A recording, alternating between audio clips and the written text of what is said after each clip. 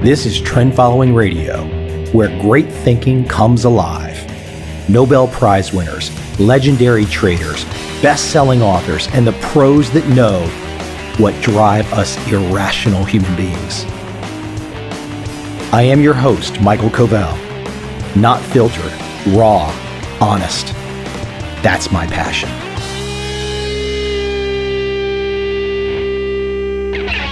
My guest today is Anthony Tjan. He is a New York Times best-selling author of Heart, Smarts, Guts, and Luck. His newest book, Good People, the only leadership decision that really matters. Tony brings a world of experience to this topic. He is the CEO and managing partner of Cuball. He has a successful track record as an entrepreneur, principal investor, and strategic advisor to Cuball. He leads the firm's overall direction and is involved across deal development activities, including ongoing guidance and mentorship to the leadership of Cuball's portfolio companies. I always feel fortunate to bring great guests from outside of my circle to this show. I hope you enjoy this conversation with Anthony Tjan.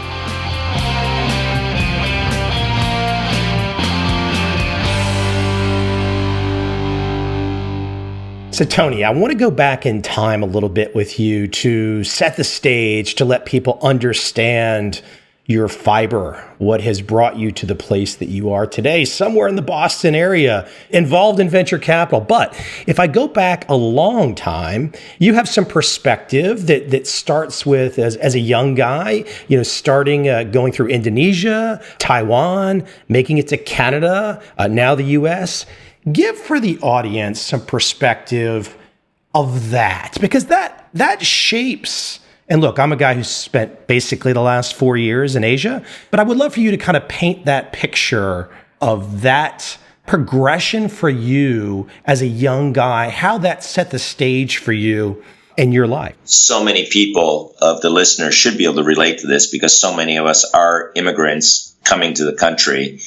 And I think being a byproduct of an immigrant family, my parents came over first to Canada with my dad being a doctor, becoming one of the first surgeons in, of all places, Newfoundland, Canada, which is where really I grew up in most of my formative years up to about the age of 14. And my mom was a social worker there. I used to say, when people ask, well, you've really enjoyed X or Y success in business, and I've come to realize over the years exactly what you're hitting on. It's because of those things. It's because of a set of values. It's because of a perspective early on, as my partner says, that you have to believe more than you can so that you can more than you believe.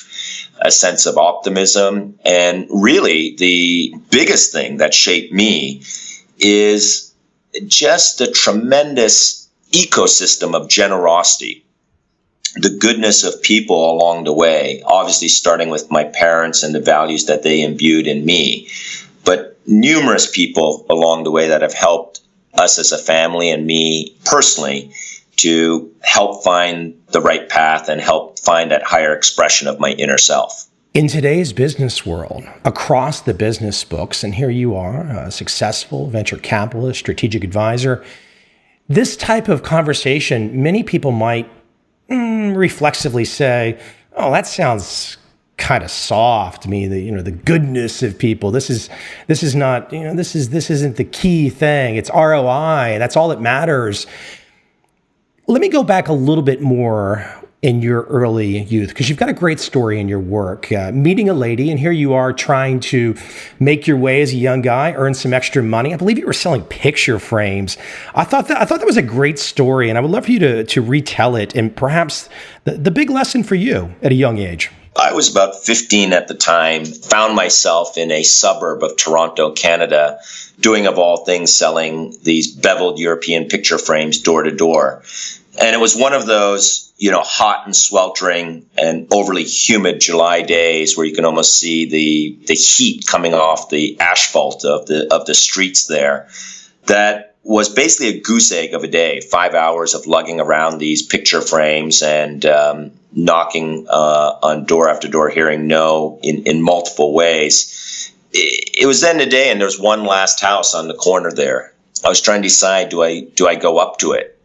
I eventually did, and this elderly woman opened the door. She couldn't have been more than 5 feet tall, steel wool, gray hair, big, bright, silky blouse, came and first fired off a whole set of questions in AK-47 style. What are you doing here? How old are you? Do your parents know you're here? Why are you selling this? How much? Who needs a picture frame?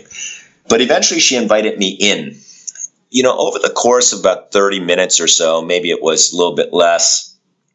I don't know. Maybe she was lonely. Maybe I was just relieved with the iced tea and coming into a cool space off or cooler space off of the heat of the outside.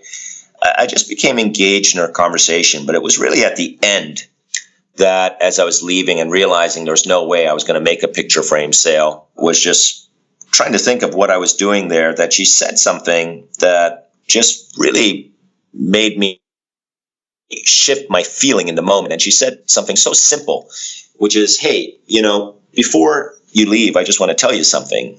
And I said, okay. And she said, as you go forward, just make sure, as much as the thing or product you're selling, make sure you love the people more.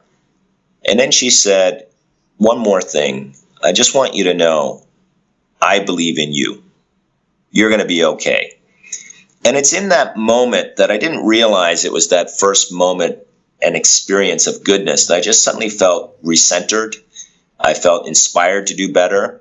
The negative psychology of the day almost washed away. Frankly, I felt more humanized.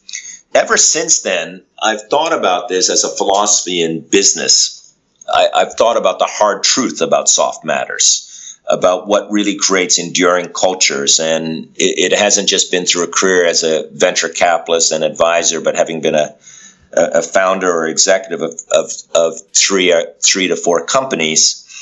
I've just noticed that the biggest thing to really try to do to create long-term enduring value is to focus on the intrinsics as much as the extrinsics. And if you understand those inputs, you'll always get the right outputs. And it really started with that old lady from North York, Ontario, just inspiring a moment, a humanizing moment that became quite profound in terms of how I have continued on my leadership philosophy.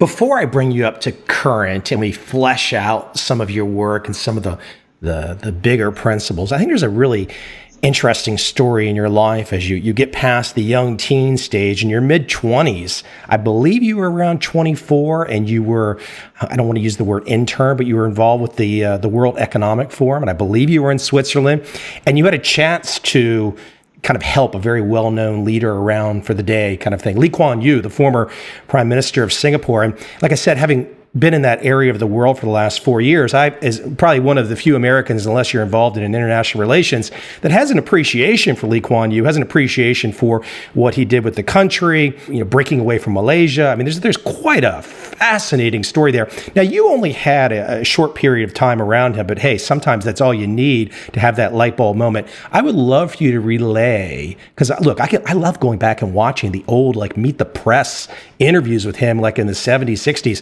just fascinating guy. Could you relay some of that, even though it was just brief, maybe only a few days, that experience and what you took away? I think this will kind of bring the audience, and we can kind of come up to current day also. But that's a great backstory for your life. Yeah, I think it's another one of those points that I wrote in my book around two things, right? Like when we're trying to practice goodness, what we don't realize is that it's one of those things that is really easy to intellectualize, to be good, but it's much harder to put into practice. I had that chance at the World Economic Forum to spend close to 3 days of time just following him around, almost like as a junior body man. I watched first there was an incredible observation of the discipline, the exacting discipline with which he ran things, the punctuality, the early morning swim, the sequencing in which the phone calls were rung through various people, the car transport and security. But what impressed me and I took away with the most was this unbelievable sense of curiosity, just asking questions all around that small town of Davos that the conference was being held. What are those small sticks up in those mountains I see? Do they have something to do with, avalanche prevention, or what is in this food, and how does that impact my nutrition? Just a very, very curious person, but I thought in all his actions, you always saw this careful balance of pragmatism versus idealism, which is what I think was at least one of the core leadership, really be the, arguably godfather, if not architect is perhaps a better word, of modern day Singapore. It's an amazing story. You and I could talk for days just to talk about Singapore. It's such a fascinating story. Let's take it up to today, though. And I was thinking an experience that I had in the last couple of years. I had a chance to direct a documentary film, produce it. And I walked away from that experience over 3 years. And I said to myself, my gosh, in the film world, it looks like I'm going to come across two different types of people. Ones that have the passion and love it, and the others that just dial it in because they know the system. They know there's a check to be had, but they just don't care. And when I look at your work, a lot of your work is right there, and it expands out quite quickly and it gets a lot more depth. But the idea of good people it's a simple sounding thing, but as you get older, it's about the most important. It is it. And if you don't have good people, you can't get anything done. And that's all we have to do with our time is we're either on our own and can be reflective on our self-awareness, or we're with other people. We have a choice to make with whom we spend our time. And I say that to several young millennials who are entering the workforce when they say, well, what company should I go in? What industry is industrying right now? And I always try to say, well, who is the best person you can go to right now who's going to take you under their wing and really serve as a mentor to you, hopefully not just in that career path, but you feel that they have at least a potential to be one of your life mentors. If you can find that, that's what matters. But it also turns out, Michael, that why practicing goodness is so hard is that our brains are almost hardwired against goodness. What I mean by that is that, you've had Daniel Kahneman on your show. We tend to have a huge short-term bias, or what behavioral economists call present bias or hyperbolic discounting, meaning that when we are making decisions, we always believe that our behavior can change fairly easily later on. We discount disproportionately our actions in the short term. It's why people can't stick to diets, why they can't quit smoking. It's why they can't do what Lee Kuan Yew made people do, which is, have a programmatic savings program. People can't save for retirement, even though it only takes $5 or $6 per day, put in a normal index account. So when you talk about goodness, you often are more focused on short-term needs. Well, I just need to solve that problem in my company, so let me just hire that person even though they're not a perfect character fit. Or let me hang out with this person. Let me date that person even though I know they're not necessarily right for me or us in the long run. We really have trouble thinking about life or business as a marathon, and all the other pressures of the externalities of success, fame, and technology actually bias us even more towards a sprint-based mentality of our thinking and how we practice in our leadership and our living. Well, this as a guy who's been heavily involved in tech since the dot-com era in the 90s. There are so many stories that we see on a daily basis of a young person, perhaps getting to the upper echelon so fast. It's the 0 to 1 billion net worth overnight. And I think the hard part there is I think it's a statistical thinking problem, whereas we should all expect there's going to be these outliers that get, perhaps lucky, but that's not the way for the most of us the world works. You're right. It isn't how the world works for most of us, but for most of us, it does become suddenly the aspiration, this I want it now, this I win society, that you see these examples, and these examples quickly turn to heroes and role models that get big fast. Venture capital and tech is as much about exits and unicorns and PR and fundraise.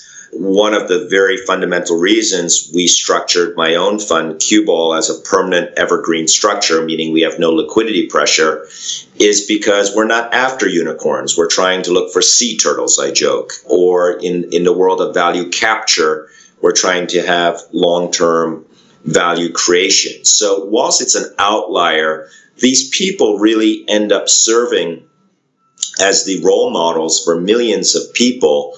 I think we're in a little bit of a tough period. I don't think microwave capitalism is the way of the future. You know, for all of those examples, employee engagement in this country, which is a measure of how effectively happy people are at their workplace, 2/3 of people in the workplace are either indifferent or wanting to leave their workplace. We've set a definition of both role models and winning that is perhaps something that may work for the short term for very, very lucky few, but it is not the right long-term solution for the vast majority. And what makes it even tougher for people, for the average person to decipher, is some of those, quote, lucky people are extremely hard workers with great ideas and probably have some of the very ethos that you and I are talking about. But that still doesn't make it, you know, you really should not be waking up and telling your son or daughter or imagining yourself, you know what, by the age of 25, I expect to have a $3 billion net worth. I mean, it's really, I mean, starting with the .com era, it's really created inside the public consciousness this expectation that I can get there tomorrow and I can have enough money to buy an island. It's damaging. I think it is, and I hope that there are other great heroes out there that have stood the test of time, not just in success defined by the monetary or, you know, career progression sense. People such as Warren Buffett or Charlie Munger that have shown slow and steady wins the race, and who have espoused that at the time of Warren's passing, his estate plan is effectively to put the vast majority of that money into just an index fund, allow people and remind people the power of compounding over the long run. The tortoise will beat out the hare. I think also just looking at those heroes out there that have stood the test of time in terms of their character, great coaches like John Wooden, great heroes like, the Dalai Lama, people that have just really stood the test of time and are special people as much based on their character. And character is really something revealed over time. You know, I think that is something along the lines of what David Brooks wrote about in his book, Character, that in the end, you know, do you want to focus on those resume virtues or the eulogy virtues? I'm a big believer in the latter. Let's dig into goodness a little bit more. This is where you are really taking the audience with your work. Goodness, inherent in goodness, is competency. But goodness itself, that doesn't just mean competency. If you're just competent, and look, this conversation can expand out over a long period of time, but goodness, competency alone is not enough. Not in 2017. Yeah, and I'd argue ever. I think the famed General Schwarzkopf once said, in terms of leaders and generals that he's seeking, that in military it is always potent to have that combination of strategic competence and character. But if you had to lose one, lose the strategy and competence. Keep the character. And I think this has been something that has proven itself to me time and time again. You know, you obviously need a baseline of competency. In my book, Good People, I define those values as beginning with truth, so that they have this ability to have a mindset that has humility. They practice self-awareness, and they act with integrity and self-congruence. And with that truth, they have a capacity to be compassionate, meaning a mindset that doesn't prejudge. It's open. They practice empathy, completely trying to feel the sense of the others around them. And then they act with generosity. And ultimately, they think about, their definition of success, not just as a winner and a loser, but a sense of wholeness. It's going back to the coach, John Wooden from UCLA. He said, like, wholeness is having that peace of mind that one has tried the best to what he or she is capable of doing towards their purpose. And that is such a beautiful definition, I think, of success, because as he and others have said, look, there's been games we've been in when we have massively outscored the other, but we did not necessarily feel like we were winning. And yet there are games when we were outscored and we felt that we had also won.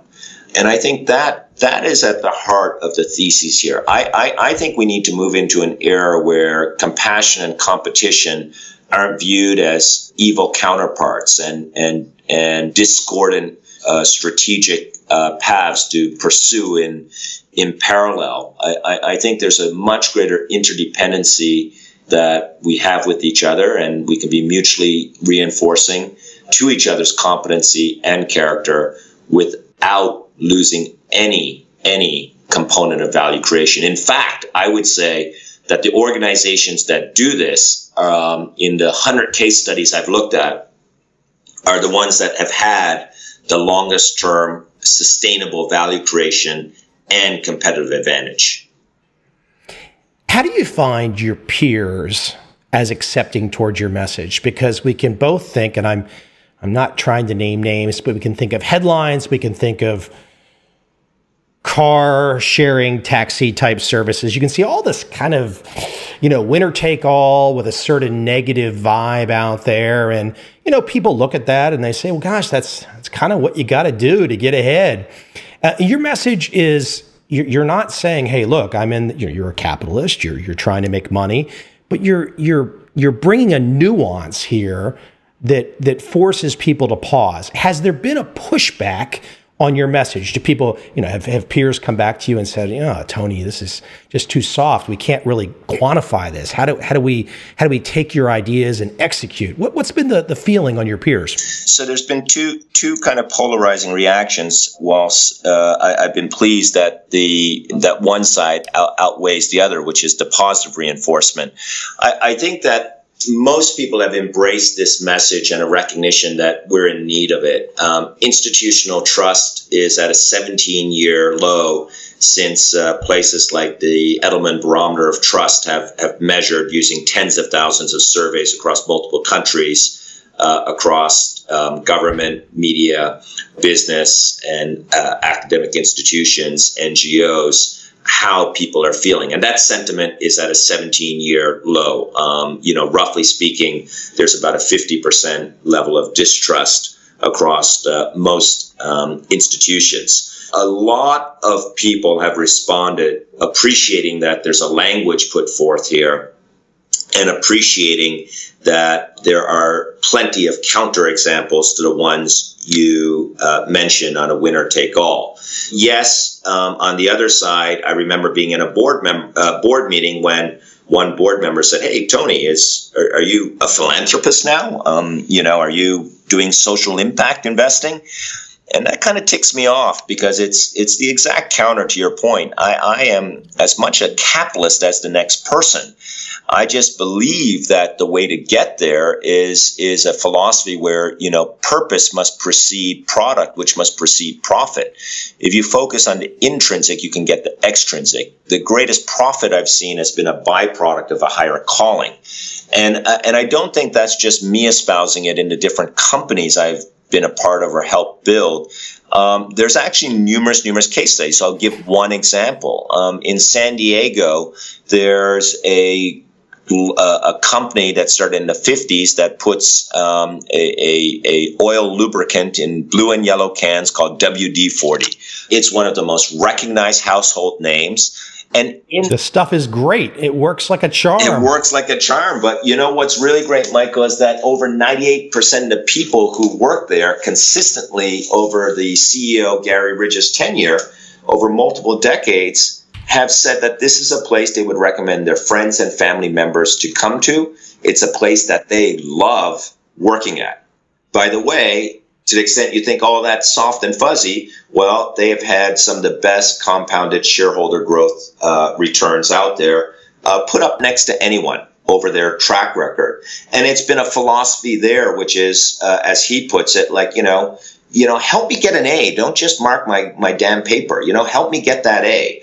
And there's plenty of organizations you can go. They're not just the socially conscious ones like Patagonia, who are great. I would say that my good friend Tony Hsieh, he is as competitive as anyone, but yet he runs a very value-centric organization, distributive leadership, and one that believes that, the way you create great value is by imprinting positivity, in his words, delivering happiness and bringing other people along. This was a cultural phenomena of Athena, one of Greater Boston's great startup success stories that, after 18 years has gone from zero to, somewhere ordinal math, $5 billion of value. So time and time again, there are examples out there. And what people don't see, so you take those companies that you mentioned, it almost seems like it's acceptable that we have a Madoff, an Enron, a Theranos, an Uber, an American, a Delta,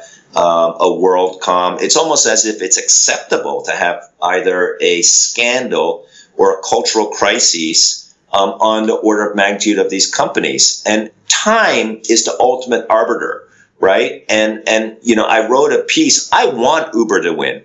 I want them to win so freaking badly, because not that it'll be one of the world's most valuable companies, but because I think the only way they will win in the very, very long run is that if they become one of those examples of a place that evolved and pushed their culture. And I'd say Facebook is a good example that probably has evolved and pushed their culture into increasing positivity in many areas. And yes, they still have to fight things like, getting more moderators for their news, but they're making these efforts. And ultimately, it's going to be about trust and people's desire to stay with your company, both internally and externally. And those places, by the way, that can have 99, 98% engagement and get the best talent, that's where your competitive advantage is going to happen in the long, long run. I think lots of companies can value capture over a decade period. Sometimes it's luck, sometimes it's sheer brilliance of technology, sometimes it's first mover advantage, but those things that really last in a Buffett-esque way, those things that are evergreen in all the case studies I've studied, have a philosophy that is very people-centric and have very, very strong values. And that's not to say, by the way, those companies don't have issues. And one of my alma mater organizations that I really respect and have some great mentors from, McKinsey and Company, one of the most well-known global advisory firms out there. They had issues with leadership some years ago, but I think it's the underpinning of the values that served as a riverbank to get them back to the right place. So it's not like these goodness companies are so perfectly goody two-shoes that they never make a mistake. It's that it allows them to endure when those things come. And I think if you start off out the gates with this winner-take-all and lack compassion, lack authenticity, don't have a sense of greater wholeness and interdependency, Mother Nature's a cruel teacher, as they say. She'll give you the test first and the lesson later. I keep staring at the phrase "good people," and I was making some notes here, and I was thinking about the opposite, which would be, in my mind, I'm thinking of the word drama. We don't think enough about the opportunity cost to drama, because the moment that drama comes into your life, something else stops. the mental faculty of trying to solve XYZ problems stops because now you're dealing with drama. And I think we don't necessarily, and it's hard, how do you quantify drama necessarily? But I almost feel like these days, when I see drama walking in the door, I don't want to debate it. I don't want to understand it. I just want to kind of shut the door and go the other direction. I don't want to be, this is not a lack of compassion. I'm talking about the pure drama that is the tornado that walks in the room that you and I have both seen, that where the stripes are never going to change. And I think we all don't do enough of a good job probably of putting that to the side and constantly looking for the good. Yeah, you've hit something really important here, Michael, because I think one of the things I touch on, or hopefully more than touch on in the back third of Good People, is how do you actually put this into practice? And at least starts with your talent selection process. I've now had a chance to go across different parts of the country, and not to mention having invested in 50 plus companies in my life, and now looking at many more through my venture firm. Drama is a disease. One of my co-founders used to say, just when you are, evaluating talent, think if this person is going to act or react to a situation.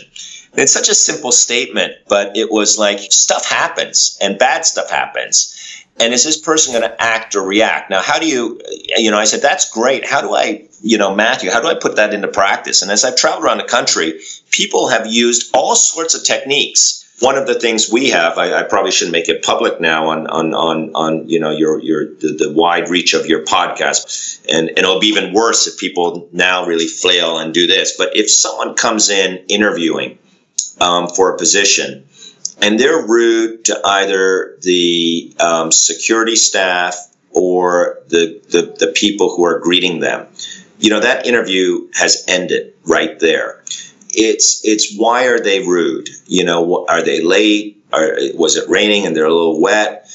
How do they comport themselves in these situations that might be slightly less than comfortable? I heard, at a TED workshop I did recently, I heard one person say, "Hey, we do the same thing, except we actually manufacture a situation and make people 10 minutes late to their interview because the security can't, quote unquote, find their name." I said, that's a little extreme. But they actually construct it to try to see if drama will walk in the door and will people be yelling and kicking and screaming. And this is a really important point, because when we are evaluating talent, we so often go through the checklist of questionnaires, but so often we neglect trying to see how character, personality, attitude, and values are revealed. We don't do thought experiments, or we don't ask types of questions that elicit truth of personality rather than rehearsed responses. Well, if you think about it, look, the Harvard MBA walks in the door. This is the smartest guy, the smartest woman walks in the door. They've got the pedigree that goes back forever. They know everybody. The family is connected. They walk in and they're just a jerk. Who wants to be involved with a jerk? No one does. I've said to my group and tried to coach the portfolio companies, after every interview, especially if it's a key person, do two things. One, ask yourself and your team members that, and recognize the most important question you can ask is yourself after an interview, not the person. Gut check. Did you have a sense of collegial affection? Did you have a sense of respect? Do you have a sense of pride of potentially working with the person? Do you think you would like working with the person? If you're, it's that classic airport test. If you're stuck, would you say, "Hey, that's great, Michael, you and I haven't caught up for a long time. Let's catch a beer. This is an awesome opportunity"? Or am I trying to say, "Oh my God, just shoot me. How did this happen?" 2, respect. Do I, really have a sense of respect? And that's a lot where competency comes in. But do I respect the person's work? Do I respect, how they got there? So that's number 2. And then 3, it's really like, okay, pride. Like, would this be a person that would be, happy to bring to visit my parents and friends over Memorial Day weekend, over Thanksgiving? Ask yourself that, those 3 questions. The second thing I tell them is, if you're interviewing a leader and you're doing reference checks, throw them out. Throw out those reference checks they give you, because 95% of the time, those reference checks are former bosses or peer level people. What I want to hear is the following is, hey, tell me about 3 very junior people that you have positively imprinted upon, who you have helped develop in their career or life, and tell me what they will say when I call them. It's very, very different than having something rehearsed from a peer or a former boss. And those 2 things really help you get the right type of people. And yes, hopefully people with a little less drama. I want to reach back to something that you brought up, and I didn't explore it as you brought it up, but that's the idea of mentorship. And a lot of people will ask me for pieces of advice here and there. Often it's long distance, it's via email, sometimes the voicemail, Facebook, whatnot. But mentorship is a tricky one to navigate because there's no great rule book. I remember when I got started in my 20s and knocking on the doors of very accomplished people, I was always kind of hat in hand. I didn't expect anything. I didn't ask for anything. I literally just wanted to share a moment if I could, to perhaps maybe some wisdom would fall off and land on my head. But talk about mentorship from your perspective, because I think it's a tricky thing. Like, for example, if I'm a young person and I want to reach out to Tony, I mean, you've only got so much time of the day. How should young people today navigate the idea of finding a mentor? And one last thought to add there, I think people should really keep this in mind. It's about a relationship. You just can't go to somebody and say, give me something. I mean, it's got to be, just like a friend or a family member, a boyfriend, girlfriend, whatever. There's got to be a relationship there, doesn't there? Well, yes, that's the first thing that all great mentorship begins with. You have to put the relationship before the mentorship. So often in organizations, mentorship has become a check-the-box activity, like something you have to do procedurally, or prospective mentees just say, hey, I've just heard this great podcast out there, trend following, and I need to absolutely just find a mentor, like find me a mentor. It can't be that. All mentorship that's effective begins with a level of chemistry, begins with a baseline level of a relationship. In fact, research that's been done by Belle Rose Reagan's, a professor at the University of Wisconsin-Milwaukee, has shown that if there is not a baseline of relationship, there's either no difference with being not mentored, or worse, in a number of cases studies, it becomes negative. So you have to absolutely put the relationship before mentorship. Part of the reason you have to do that is that great mentorship is about breaking down titles. You're not doing it that, look, I am host, you are guest, I am father, you are son, I am boss, you're employee. Our best moments of development and mentorship come when we break from our titles that are associated with our characters, and we just speak to people on a human-to-human level.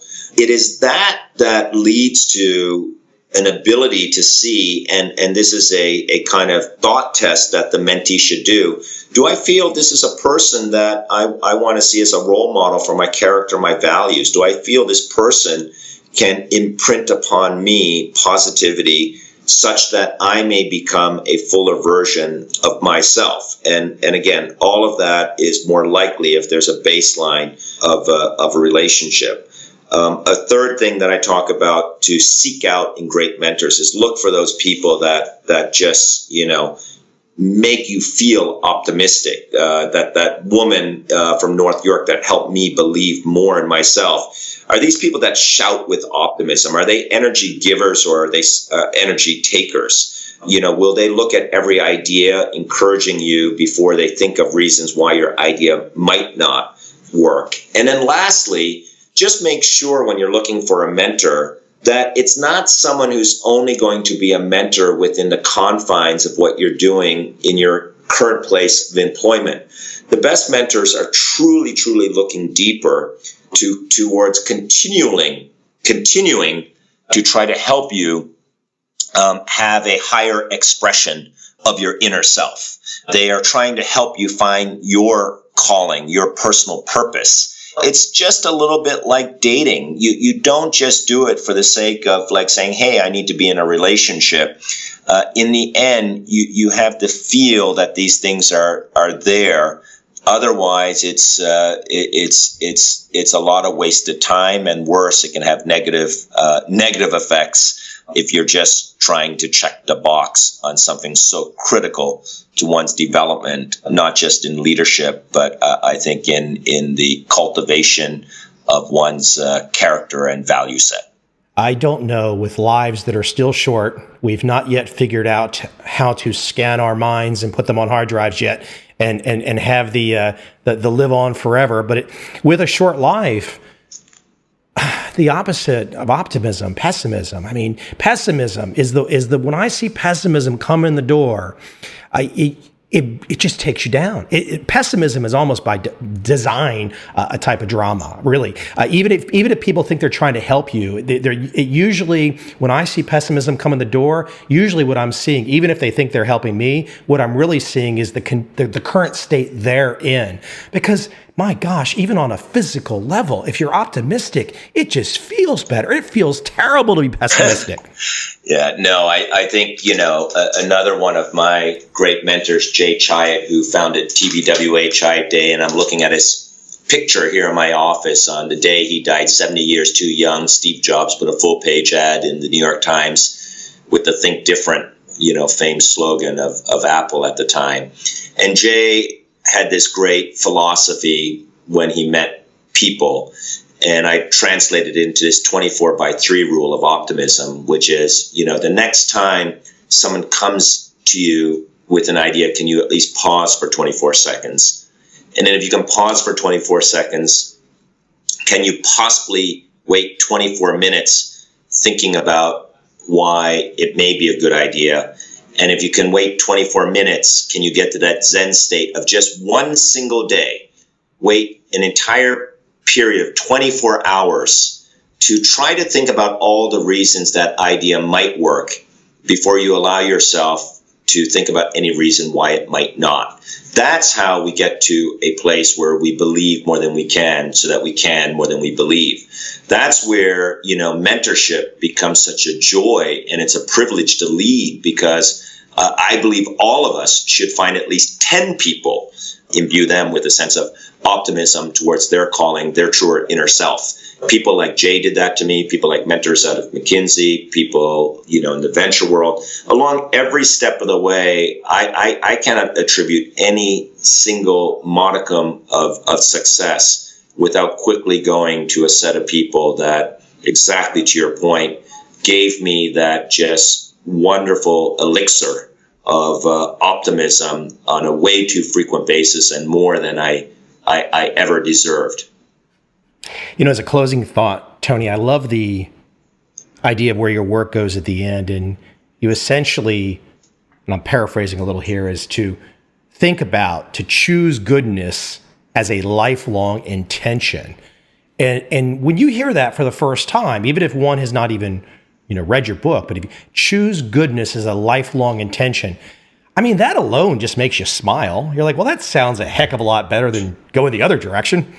I believe that outside the book, what we really need is a movement. We need a movement for goodness. It is a lifelong intention where, as one of my great mentors, Henry McCants, who was 45 years chair of the famous venture capital firm Greylock, has shared with me, if all of us can just go out and find those 10 people that we possibly imprint, and they go out and find 10 others that they possibly imprint, and they go on and possibly imprint 10 others. It sounds audacious. It may sound too idealistic, but that's how you change the world. Every waterfall does begin with a single drop. If we can't do 10, my challenge and call to action to all the listeners out there, imagine 10 chapters in your life that you just want to write about 10 people who you will look back in old age and say, you're really proud, you feel great joy of having helped them. And you're going to write 10 chapters on 10 people.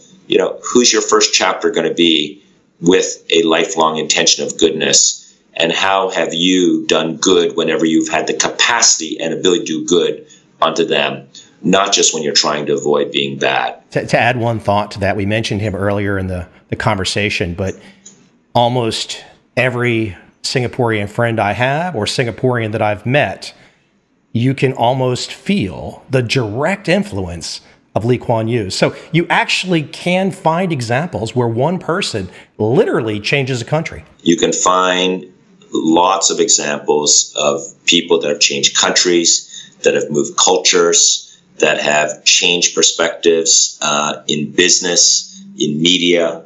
And isn't that what we should be aspiring towards in teaching our children and the next generation of leaders? It's not the $1 billion in under X days. That's not what creates true lasting greatness and enduring value. But generativity, that ability to pass on something to the next generation and have it felt, far surpasses any other description of legacy that is measured by simply the extrinsic or monetary sense. The book, Good People, the only leadership decision that really matters. Tony, it's been a pleasure to speak with you today. I appreciate you coming on. Hopefully when the next one comes, because this is your second book, that usually means a third one's going to come. You can't stop. It doesn't work that way. And I'll look forward to your next film then. Hey, where's the best place that we can send people to check more about you, your firm out? What's the best website we can send people to? On Twitter, I'm at Anthony Tjan. That is Anthony. My last name, given the background of my roots, is T like Tom, Jan. So that's at Anthony Tjan. My website, go to cueball.com, CUEBALL.com. And for the book Good People, go to aboutgoodpeople.com. The book's available at Amazon and jet.com. Tony, I appreciate it. Thank you very much. Michael, awesome time. Really, really appreciate it.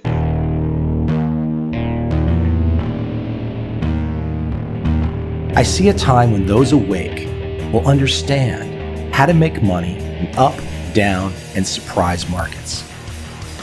Whether new trader or experienced, college student or financial advisor, protecting against a crash or just trying to make a lot of money, trend following offers everyone an answer in uncertain times.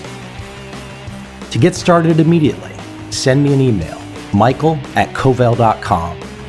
I will send you the right trend following steps to take along with my free video. But if you want to buy and hold, trust the government and trust Wall Street, this is absolutely not for you.